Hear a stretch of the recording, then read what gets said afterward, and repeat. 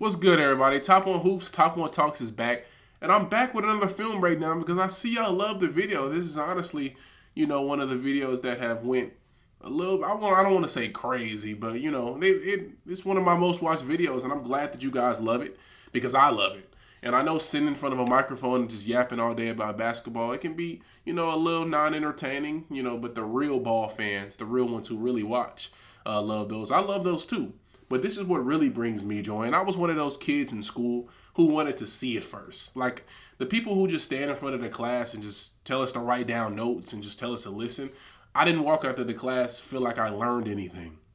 Not me. I had to visually see it. Like I wanted them to, put the pictures on the board, put the writing on the wall, right? So I can visualize, like let's do it together.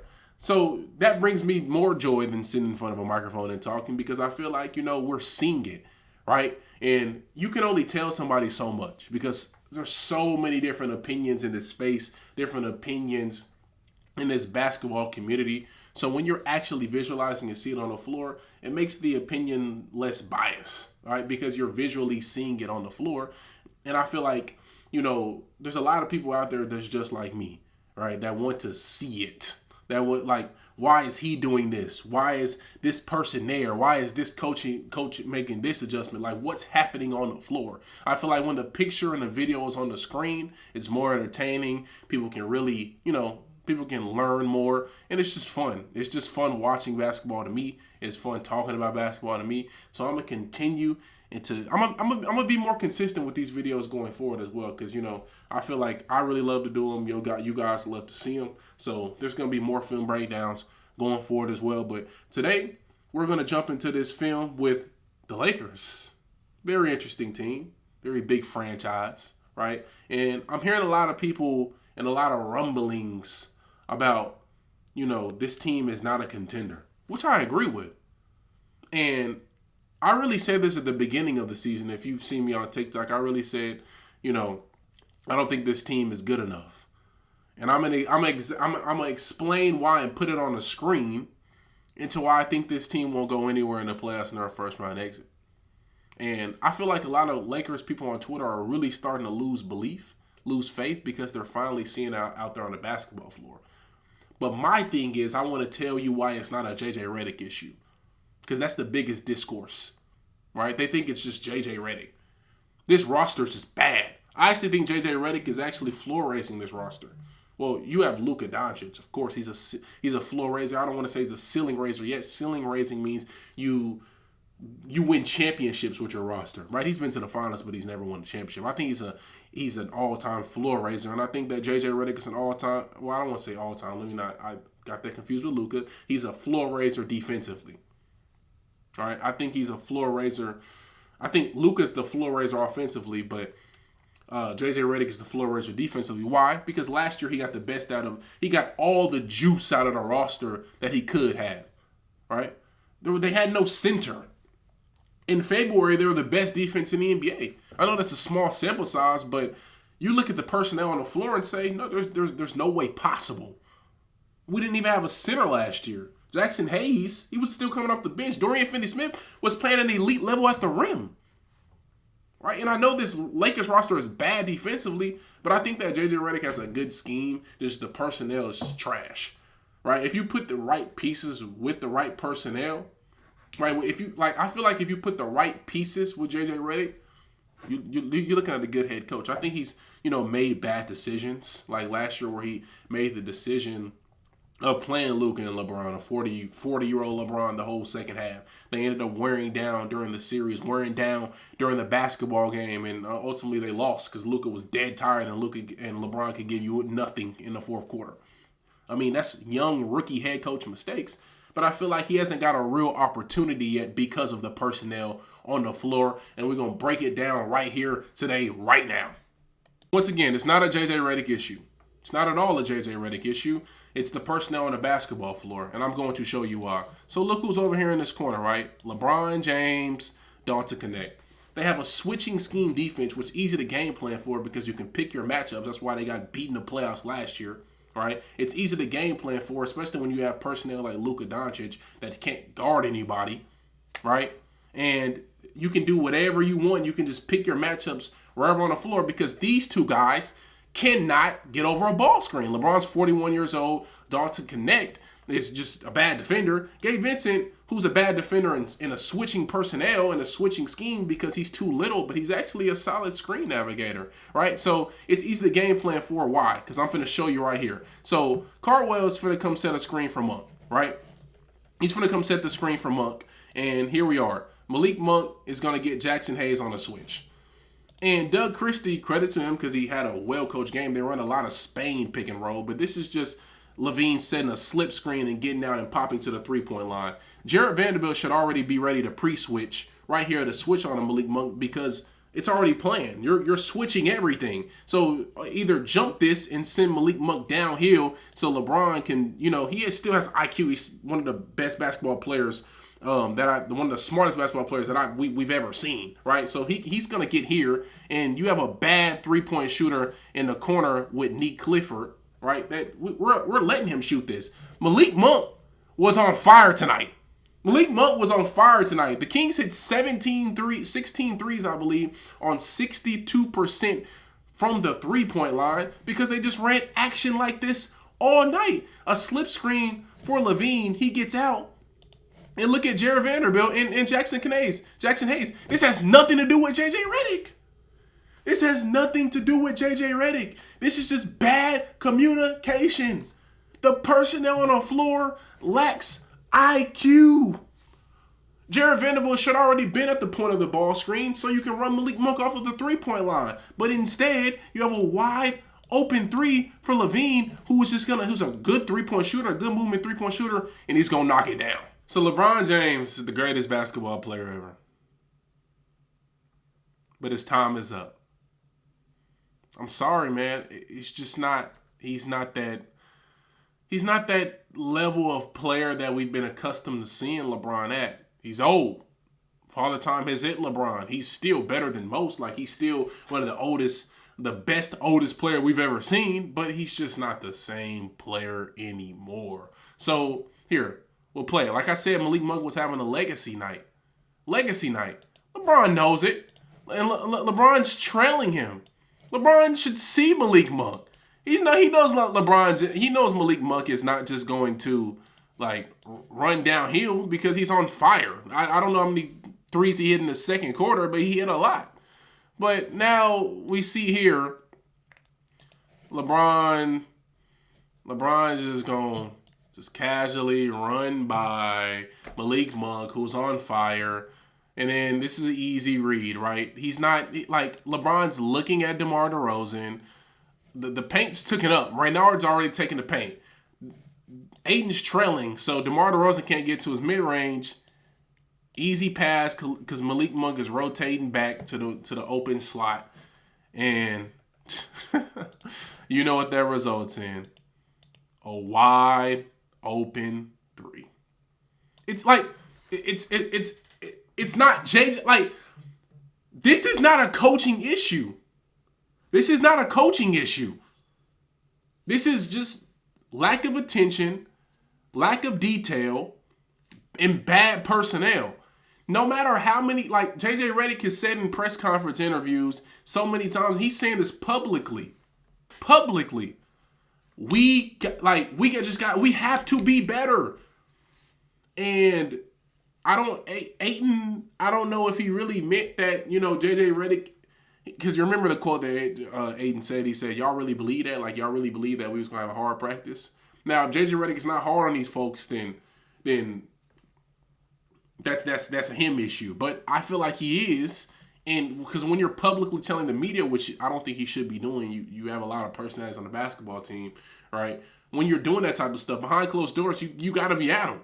And when you have James taking plays off like this because he's old, it's like he's not going to be attentive defensively every single play. He's just not going to. And they're going to just get beat. They're just going to get beat. Once again, when I told y'all earlier that J.J Redick is a switching scheme, he also runs a heavy gap defense, meaning it's kind of like a zone, right? You're going to see Luka here. You're going to see Smart here. You're going to see LaRavia here. LaVine is going to pop here, right? Because Russell Westbrook doesn't require this much attention. It's just their scheme. Like they want to be able to play in the gaps. With the gaps is these little slots right here, like to negate Russell Westbrook from getting downhill, because they can't stop anybody. They can't stay in front. So the more people you put in the gaps and the nails, the more help you have, and it's easier to guard. But they have a lot of guys who are not, again, the right personnel, right? They don't really have the right personnel. So take all of this off the screen, right? Levine's going to pop to the top of the key. You see, Marcus Smart is going to stay in this gap. So Russell Westbrook can't get downhill. Even though DeRozan is sitting here, which is negating space. He's sitting here negating space. Russell Westbrook, they're still afraid of him getting downhill because Luka can't guard him one-on-one from probably getting downhill. He's just stronger. He's just faster. Luka isn't a good defender. But you see Marcus Smart in the gap. So Russell Westbrook's going to read that. He's going to pass it one more, right? And a lot of people are going to think that this is his rotation. But no. They know the scheme. We know the scheme. He's going to be in the gap right here. Kind of, I wouldn't say, kind of like the nail, right? Because he's right at the free throw line, pretty much at the nail. No. This is LeBron's rotation.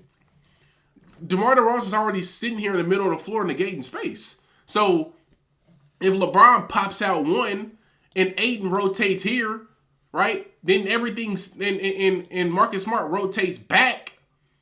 Then everything's taken care of because he can take this. So Levine's gonna make the next pass, right? And like I said, this is his rotation. LeBron knows it. He's smart. He knows it. It's his rotation. He knows it. LeBron knows it. But look at LeBron. Look at LeBron. He's kind of second guessing himself, sitting here, and then Marcus Smart's trying to tell him to Levine, LaRavia, to get over, right? Maxime Reynard, pretty solid 3-point shooter, I would guess. He shot it well in college. I don't know his exact percentage in the NBA, but it's hard for LaRavia to get here to here. It's hard. This is LeBron's rotation. Ayton take this away. Marcus Smart here. LaRavia matchup here, but he's just refusing to get there. So therefore, they have a wide, semi-contested three. Contested three a little bit, but still an open three, and Reynard makes it. So it's just two back-to-back plays where LeBron is just out of sorts because he's old and he just doesn't want to play defense anymore. He doesn't want to play defense anymore. It is what it is. He's old. It's once again the right personnel. So if you have a mix of LeBron, LaRavia, Luka Doncic, and Ayton, right? And Ayton, who don't want to play no defense, then you have a team that can't play no defense. So J.J Redick is pulling his hairs out because the personnel on the floor is just not that good. So at the end of the video, I say all that to say this. Rob Pelinka is the problem. He's just the issue. He's the issue. In the offseason, right, I said to myself, Marcus Smart, Jake LaRavia, and DeAndre Ayton's not going to get it done. He probably said, okay, I have LeBron. He's getting older, but now I have Luka Doncic. Reeves, we're expecting a leap from him, which he hasn't been on the floor lately, and he could have provided much-needed offense in this game because they can't stop anything. But probably said, I have Luka Doncic. We can get away with it. No, you can't. Not when you have the Spurs, when you have the Thunder, when you have the Timberwolves, when you have so many, I even throw the Rockets in there, even the Suns now. When you have so many teams with high athletes, teams that can also shoot, because the Lakers can't shoot, right? They can't shoot, and you have these high athletes, teams that can shoot, good head coaches, like teams that are super young as well. It don't matter what Luka is doing for you as a floor raiser. It don't matter if Reeves takes a leap. It don't matter because you can't guard anybody. You can't compete, right? And their schedule's light right now. And in February, it picks up a ton, even though they have a huge homestand coming up and you have the All-Star break in the middle of it. You're still going to have to play teams that, they're just better than you. And you're on a 3-game losing streaks to the Bucks, to the Kings, the teams that are not even competing for anything right now, who are just not competing. Well, the Bucks are kind of competing, but the Kings are not even, they're 15th in the West. They're dead last in the West. And they're confident against you guys because they believe you can't guard us. Rob Pelinka has, for years, dating back to the 2020 roster when he gave it all up, right? When he didn't get enough pieces around LeBron and Anthony Davis, even though Anthony Davis, has injury issues and still has injury issues, still didn't, after the 2020 roster didn't put the right team around them two when LeBron was still playing at MVP level before he got that Solomon Hill injury, right? And now you have Luka Doncic, who just extended over the summer, and he's going to be looking to play for championships. Luka Doncic, I'm sure, right, who hasn't had the greatest season of his own, right? He needs to be better. But Luka Doncic is looking around and saying, look at Shea, right? Look at Anthony Edwards, who's leading the top 3 team in the NBA, in my opinion.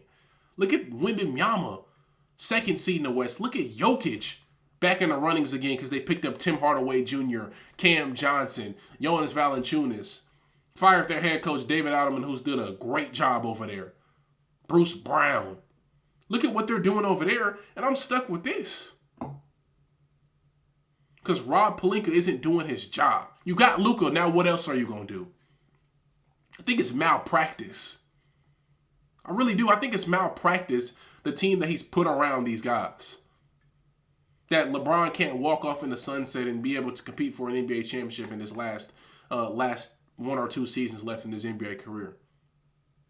The offensive IQ, the offensive talent you have around this roster. You have Luka, you have LeBron James, you have Austin Reeves. You have 3 offensive engines on your team. And I'm calling Reeves an engine because I think on his own team, I think he's a guy who can touch paint. I think he's a guy who can shoot the ball really well. I think a guy who can make high-level reads. He's an engine, in my opinion. So, to see these 3 guys' career go to waste in a some might call a gap year is malpractice because Rob Pelinka won't do his job. He should be scavenging at the trade deadline to see what he can find. Rui Hachimura should be sold. He should be up for trade.